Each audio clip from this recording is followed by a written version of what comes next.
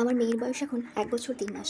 আর ওর জন্য সকালে ওটস দিয়ে খিচুড়ি আমি কীভাবে বানাই সেটা আজ আপনাদের সাথে শেয়ার করব। বাড়িতে প্রায় যা সবজি ছিল সবগুলোই একটু একটু করে দিয়েছি। আলু, কুমড়ো, ঝিঙে, ঢ্যাঁড়স, গাজর, পটল, ওটস আর ডাল। আর দেবো খুবই সামান্য একটু মশলা, একটু জিরে গুঁড়ো, হলুদ গুঁড়ো আর একটু আদা কুচনো। এই জিরে গুঁড়ো আর হলুদ গুঁড়োটা ওর জন্য আমি আলাদাভাবে বাড়িতে বানিয়ে রেখেছি। কারণ ওরাও টেস্টটা বোঝে। বাচ্চারা তো এমনিতেই খেতে চায় না, তারপর আবার টেস্ট না থাকলে তো ওরা আরোই খেতে চাইবে না। খিচুড়িটা আমি কুকারেই করব। তার জন্য কুকারে দিয়ে দিলাম একটু সামান্য সাদা তেল, সর্ষের তেল দেবো না।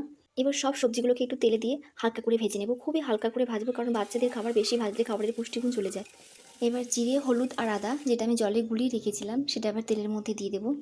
তারপর আমি ডালটা ধুয়ে রেখেছিলাম সেটাও এবার দিয়ে দেবো। আর ডালটা দিয়ে আমি খুব বেশি ভাজবো না, একটু হালকা করে ভেজে নেব। তারপর দিয়ে দেবো ওটসটা। এই যে ওটসটা দিয়ে একটু হালকা মিশিয়ে নিয়ে জল ঢেলে দেবো। তারপর দেবো খুব সামান্য একটু পিঙ্ক সল্ট।